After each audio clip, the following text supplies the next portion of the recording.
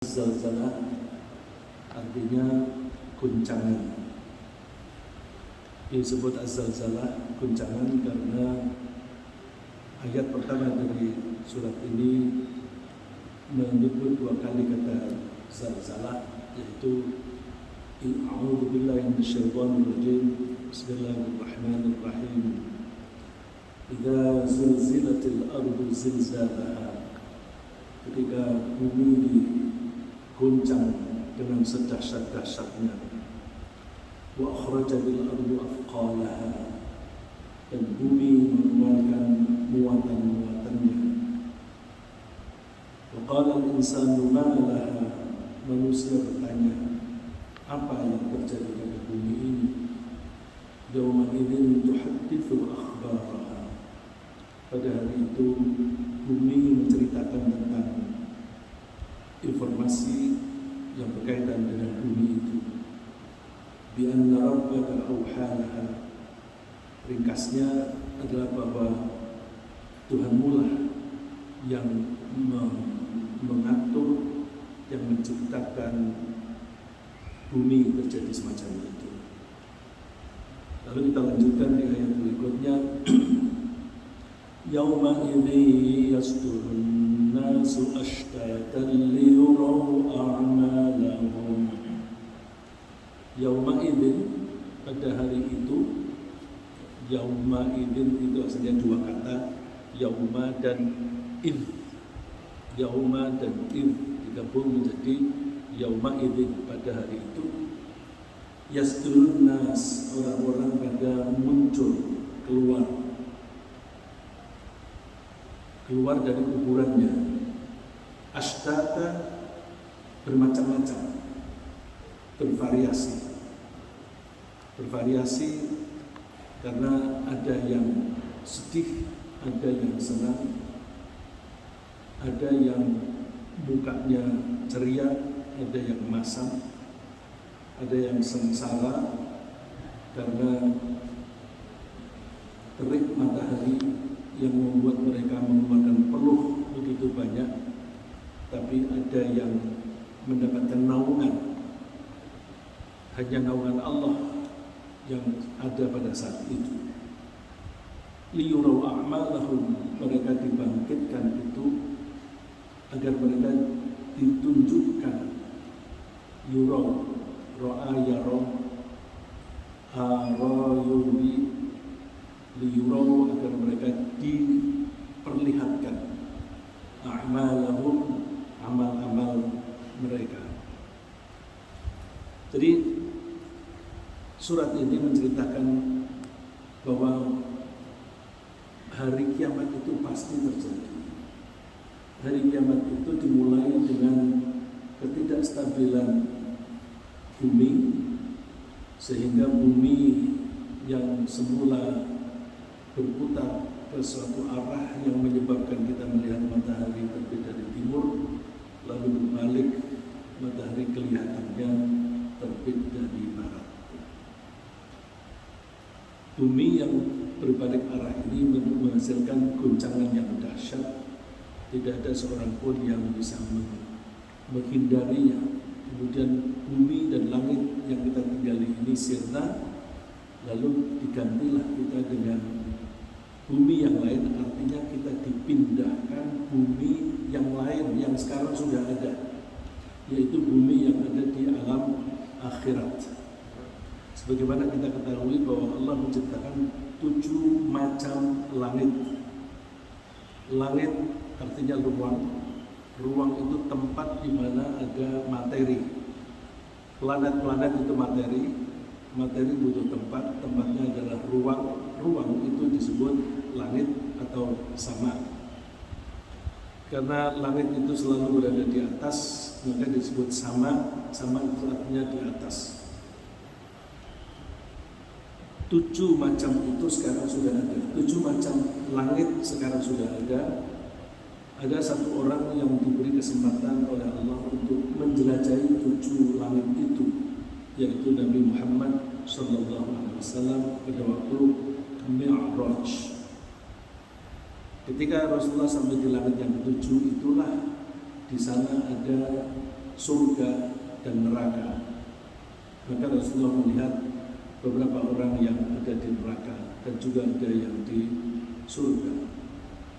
Sebagaimana disebutkan oleh Allah di surat An-Najm, "Indaha sidratul muntaha, indaha jannatul ma'wa." Rasulullah berada di sidratul muntaha. Indaha, di sisi sidratul muntaha ada jannatul ma'wa, surga al-ma'wa. Jadi Allah menunjukkan bukti-bukti bahwa kehidupan di dunia dan di akhirat itu pasti. Maka Allah mengulang-ulang informasi ini di tahun-tahun pertama Rasulullah menjadi Nabi. Pelajaran yang bisa kita ambil bahwa pada tahun-tahun pertama yang ditanamkan oleh Allah kepada kita adalah keimanan kepada hari akhir. Hari akhir itu menjadi tujuan. Maka kalau kita menjalani kehidupan, kita mesti nomor satu kita tentukan dulu tujuan hidup kita ini mau kemana. Tujuan hidup kita itu mau kemana. Tanpa kita merumuskan tujuan hidup, kita akan berperilaku yang aneh-aneh. Bahkan kadang-kadang berjalan tetapi tidak kemana-mana karena berjalan di tempat. Mulai dari kecil sampai tua ya begitu-begitu saja hidupnya, karena dia berjalan di tempat. Oleh karena itu merumuskan tujuan itu penting. Nah, di tahun-tahun pertama Rasulullah menjadi utusan, itu ayat-ayat yang diturunkan adalah gambaran mengenai kehidupan di akhirat supaya itu menjadi tujuan hidup kita. Nah, itu digambarkan bermacam-macam situasi, antara lain nanti kita setelah dunia ini hancur, kita akan dihidupkan kembali dan kita berkumpul di satu tempat untuk persidangan. Allah meyakinkan bahwa hari kiamat itu pasti terjadi. Antara lain Allah berfirman, wa annas sa'ata atiyatul la raiba fiha wa anna Allah yab'atsu man fil qubur. Dan bahwa hari kiamat itu pasti datang. Atiyah, atayati atiyah, pasti datang. La raiba fiha, tidak ada keraguan tentang hari kiamat itu. Dan yang relevan bagi kita adalah wa anna Allah yab'atsu man fil qubur. Allah akan membangkitkan orang-orang yang di kuburan. Berarti kita suatu saat akan meninggal dunia, akan mati, dan kemudian kita akan dibangkitkan kembali. Dibangkitkan kembali ini penting supaya Allah bisa menunjukkan keadilannya. Keadilan bahwa orang yang berbuat baik akan diberi imbalan baik, orang yang berperilaku jahat akan dibalas dengan keburukan atau nasib yang sengsara. Tsumma nufikha fihi ukhra fa idahum qiyamun yanzurun. Kapankah itu terjadi? Kapankah manusia dibangkitkan kembali? Yaitu ketika sangkakala ditiup oleh malaikat Israfil yang kedua kalinya. Israfil meniup itu dua kali. Wa nufikha fis suri fa sa'iqa man fis samawati wal ardi illa man syaa Allah. Ditiuplah sangkakala yang pertama kali, lalu semua orang mati kecuali yang dikehendaki oleh Allah. Tsumma nufikha fihi ukhra fa idahum qiyamun yanzurun. Kemudian ditiup yang kedua kalinya, lalu mereka berdiri atau bangkit. Yang turun ini bisa berarti melihat, bisa berarti menunggu. Begitu terjaga, melihat sekeliling, kok aku sekarang ada di sini? Di mana ini? Kita belum pernah ke sana, maka semua akan bertanya-tanya, di mana ini? Lalu mereka menunggu, apa yang perlu kita lakukan di sini. Jadi yang nurun bisa berarti melihat, bisa berarti menunggu. Menunggu apa? Menunggu persidangan, menunggu hisab. Hisab itu perhitungan. Ketika menunggu itu waktunya lama sekali. Ketika menunggu itu ditaruh di mana? Mereka setelah dibangunkan kembali, lalu mereka digiring di suatu tempat. Menggiring itu bahasa Arabnya hasyara. Hasyara menggiring, yahsyur, hasyara yahsyur. Tempat orang digiring itu namanya mahsyar. Mahsyar. Jadi mahsyar adalah tempat orang semuanya digiring menjadi satu di satu tempat. Wa yauma yahsyuruhum, pada hari Allah menggiring mereka, mengumpulkan mereka, ka'allam yalbathu illa sa'atan min nahar. Semua merasa bahwa kok rasanya hidup di dunia hanya sebentar. Jadi ada orang yang umurnya 40 sudah meninggal, ada umurnya 80 baru meninggal. Semuanya merasa hidup ini hanya sebentar. Dan apakah umur kita panjang atau pendek itu terserah Allah. Ada seorang yang baru masuk Islam beberapa tahun yang lalu dan orangnya baik sekali, ternyata beberapa hari yang lalu meninggal. Kita mendapatkan kesan orang-orang baik itu kok cepat meninggal. Ya, mungkin Allah tidak menghendaki dia terlalu capek. Ya udah, tugasmu udah cukup. Tapi bagi kita yang diberi umur cukup panjang, kita bersyukur kita masih diberi kesempatan untuk menebus kesalahan-kesalahan kita di masa yang lalu. Tapi yang perlu kita sadari bahwa hidup di dunia ini hanya sebentar. Sekarang saja yang kita umurnya sudah 60, itu rasanya masa anak-anak itu belum lama. Apalagi ketika kita bertemu kembali teman-teman SD, itu rasanya baru kemarin. Tapi sekarang kita sudah sama-sama tua. Nah, ketika kita dibangkitkan lagi, kita merasa bahwa hidup ini nggak sampai satu hari. Lam yalbathu ka'allam yalbathu, seolah-olah mereka tidak tinggal diam atau hidup di dunia illa sa'atan min nahar, kecuali hanya sesaat di siang hari. Siang hari saja tidak lengkap, tapi sesaat. Kemudian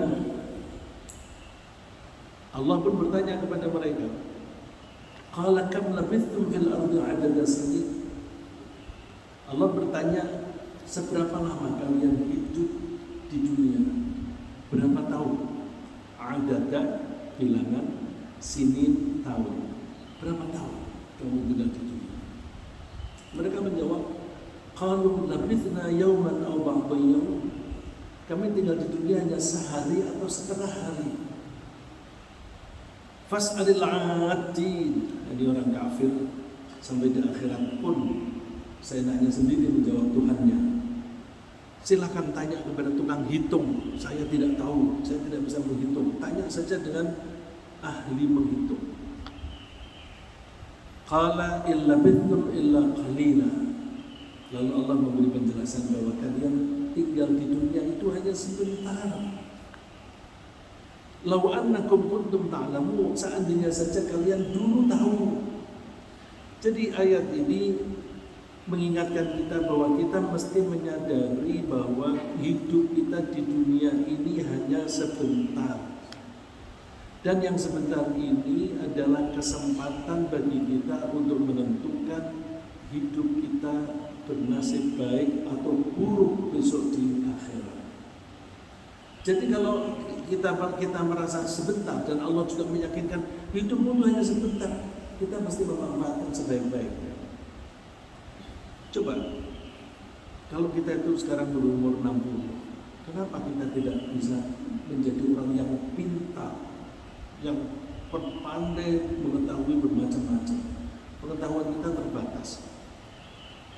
Kenapa? Karena dalam sehari-hari kita itu terlalu banyak menghabiskan waktu untuk macam-macam, untuk belajar sedikit sekali atau malah tidak pernah. Untuk tidur saja sudah 8 jam atau sepertiga. Jadi kalau sekarang kita berumur 60 tahun, berarti 20 tahunnya kita pakai untuk tidur. Ketika kita melek, masih waktunya dipakai untuk mandi, untuk di WC, makan, pergi kerja, apalagi di Jakarta, waktu habis di jalan, dan pulang dari kerja begitu lagi, sampai di rumah udah capek, tidur. Belajarnya kapan? Maka kita bisa memahami bahwa kita sampai tua begini kok nggak pinter-pinter ya. Kenapa? Ya karena kita menyisihkan waktu itu sedikit sekali. Nah kalau Allah mengingatkan illa bithtum illa qalila, kalian tinggal di dunia ini hanya sebentar. Law annakum kuntum ta'lamun, seandainya kamu dulu tahu, maka jangan pernah kita menyia-nyiakan waktu kita untuk mengumpulkan bekal besok di akhirat. Jangan disia-siakan. Kalau kita menyia-nyiakan, kita akan merugi. Sebagaimana Allah ingatkan, wal asri innal insana lafi khusr. Demi masa, semua orang itu rugi. Yang tidak rugi hanya orang yang mau menggunakan waktunya dengan baik. Illal ladzina amanu wa amilus solihati wa tawassaw bil haqqi wa tawassaw bis sabr. Waktu yang pendek itu dimanfaatkan untuk itu. Maka jangan pernah kita membuang-buang waktu. Kadang-kadang orang Islam juga suka membuang-buang waktu. Bahkan ketika puasa Ramadan, sore-sore ngapain? Ngabuburit, jalan-jalan. Ngabuburit itu apa? Buang waktu. Bahasa orang Barat lebih buruk lagi, killing the time, membunuh waktu. Wah, waktu ini kita tidak bisa beli kok malah dibunuh. Killing the time. Jadi tidak ada waktu yang kita sia-siakan. Itu diingatkan oleh Allah. Law annakum kuntum ta'lamun. Seandainya kamu dulu tahu. Nah, mumpung kita belum mati, sekarang ini peringatan Allah ini kita ambil sekarang. Ini salah satu manfaatnya Al-Quran yang dituturkan oleh Allah besok di hari kiamat, diajarkan kita sekarang supaya kita mengambil langkah-langkah sekarang, jangan sampai kita sudah terlanjur. Hadza yaumul fasl. Hari ini adalah hari al-fasl. Fasl itu dari kata fasola. Fasola artinya memisahkan. Bahasa Arab kadang-kadang indahnya itu diubah satu huruf saja artinya sudah berlawanan. Fasola, fasl itu memisah. Wasola pakai wawu artinya menyambung. Wasola nyambung, fasola memisah. Fahima faham pakai fa. Kalau wahima salah faham. Jadi dalam bahasa Arab suka begitu. Nah, di hari kita dibangkitkan itu, hari itu disebut yaumul fasl, hari pemisahan. Tetapi di sini diterjemahkan hari keputusan. Apa hubungannya keputusan dan pemisahan? Begini, jama'nakum wal awwalin, kami kumpulkan kalian dan juga orang-orang generasi sebelum kalian. Jama'nakum, kami kumpulkan kalian, wal awwalin, dan orang-orang generasi yang awal. Untuk apa? Untuk al-fasl, diambil keputusan. Siapa yang beriman dan beramal soleh, dan siapa yang ingkar kepada Allah. Lalu diputuskan, oh ini orang yang beriman dan beramal soleh ke surga, ini orang yang ingkar ke neraka. Jadi keputusan itu menyebabkan mereka dipisah. Nah, karena keputusan itu menghasilkan pemisahan, maka keputusan itu disebut al-fasl. Ya, yaumul fasl, hari pemisahan, nanti dipisah. Kalau dipisah, apakah kita bisa tolong menolong? Pada waktu hisab, gak ada tolong menolong. Lan tanfa'akum arhamukum wala auladukum yaumal qiyamah. Sanak saudaramu, arham itu jamak dari rahim. Rahim arti aslinya itu rahim, kandungan. Tapi kata kias dipakai sebagai kias, artinya semua manusia yang lahir, yang diproses kejadiannya melalui rahim. Jadi sanak saudara. Sanak saudara kalian itu tidak akan memberi manfaat. Wala auladukum, dan juga bukan anak-anak kalian, anak-anak cucu tidak akan memberikan manfaat yaumal qiyamah, pada hari kiamat. Yafsilu bainakum, ya Allah akan memisah-misahkan. Tadi kata fasl diartikan keputusan. Tapi di sini ada kata fasl, yafsilu diartikan memisahkan. Yafsilu bainakum, Allah akan memisah-misahkan kalian. Wallahu bima ta'maluna basir. Allah Maha melihat apa yang kalian lakukan. Jadi pemisahan antar satu orang dengan orang lain itu dasarnya adalah amal. Wallahu bima ta'maluna basir. Allah Maha melihat apapun yang kalian lakukan. Jadi pemisahan berdasarkan amal. Maka kalau kita ingin kumpul terus antara kita keluarga besar, caranya apa? Satukan amal kita. Satukan amal kita. Kita beriman dan beramal soleh. Saudara-saudara kita, adik-adik kita, anak-anak dan cucu-cucu kita ajak beramal yang baik supaya besok kita berkumpul. Nah, ini sering dikutip oleh Ustaz Yasir misalnya di surat At-Tur ada ayat yang menyebutkan bahwa walladzina amanu wattaba'atuhum dzurriyyatuhum biimanin alhaqna bihim wa ma alatnahum min amalihim min syai'. Orang-orang yang beriman akan dikumpulkan dengan anak cucunya.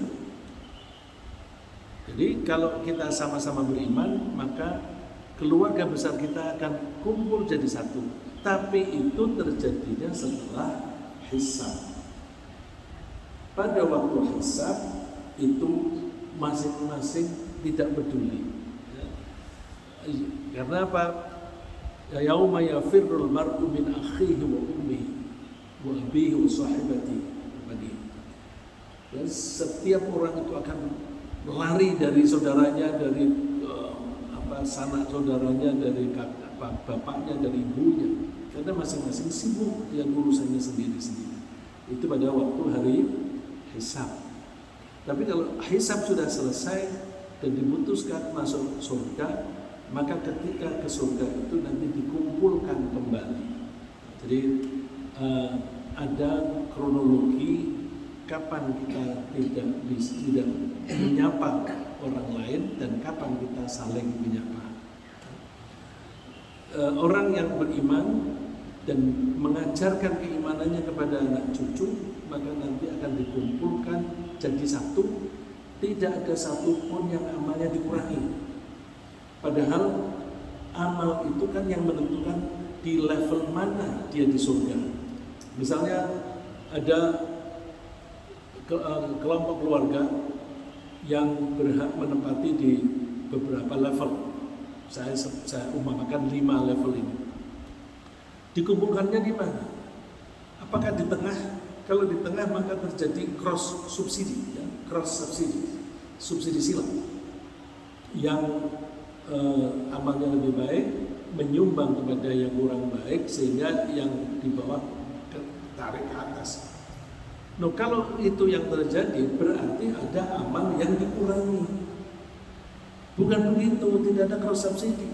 Yang ada adalah masing-masing itu amalnya tidak ada yang dikurangi, tapi dikumpulkan jadi satu. Jadi dikumpulkannya itu di level yang paling atas.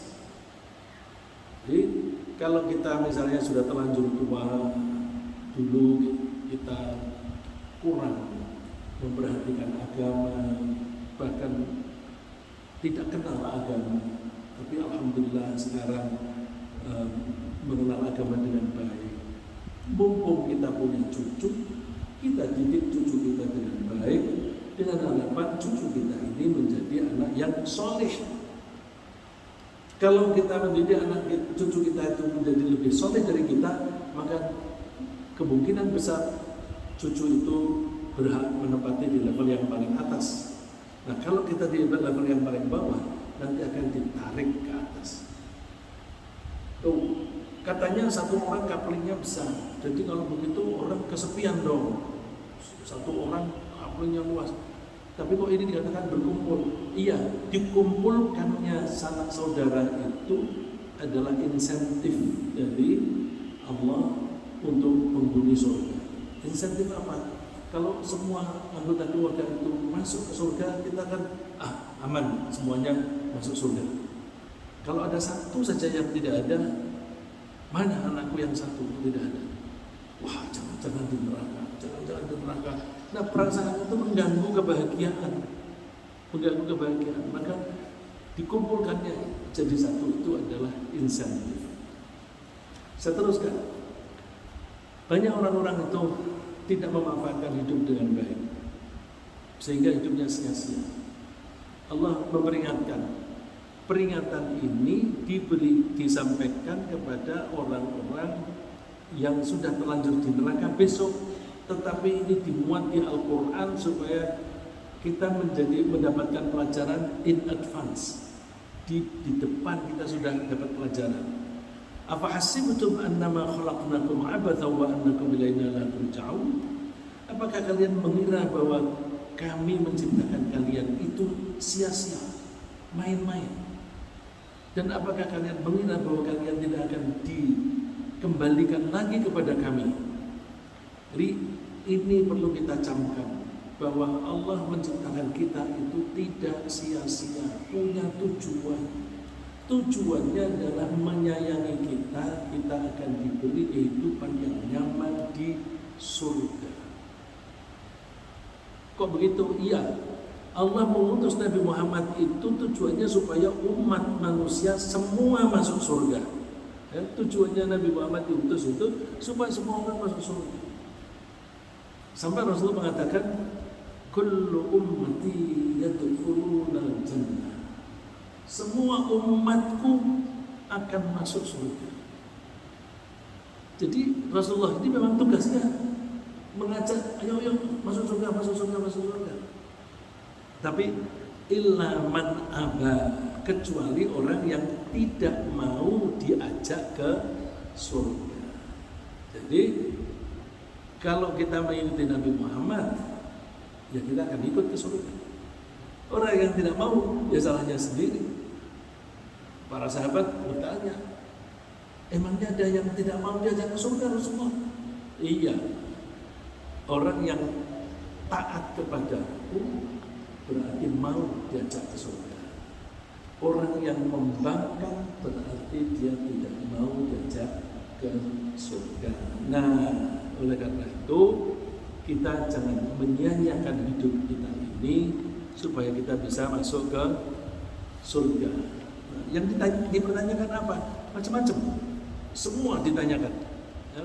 Antara lain yang disebutkan oleh Rasulullah SAW, la tazulu qadama 'abdin yawmal qiyamati hatta yus'ala an umrihi fi ma afna wa an ilmihi fi ma fa'al wa an malihi min ayna iktasabahu wa fi ma anfaqah wa an jismihi fi ma ablah.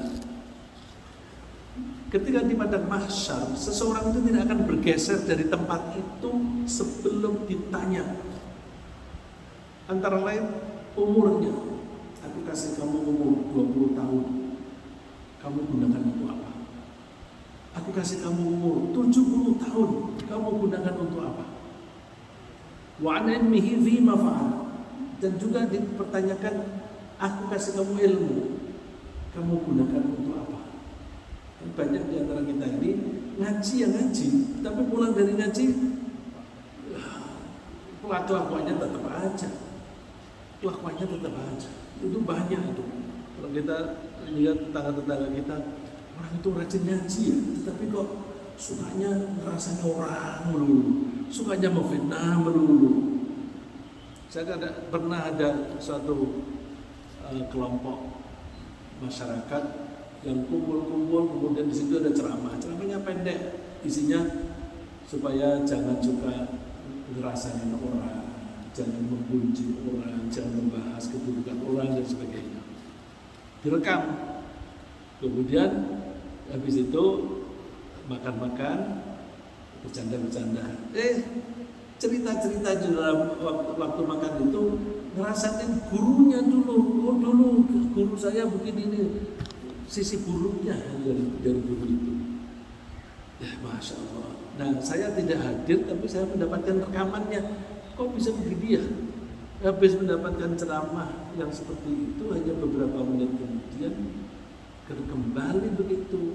Jadi kita jangan sampai kita ngaji tapi perilaku kita tidak berubah. Kita ngaji harus mengubah perilaku kita makin hari makin baik.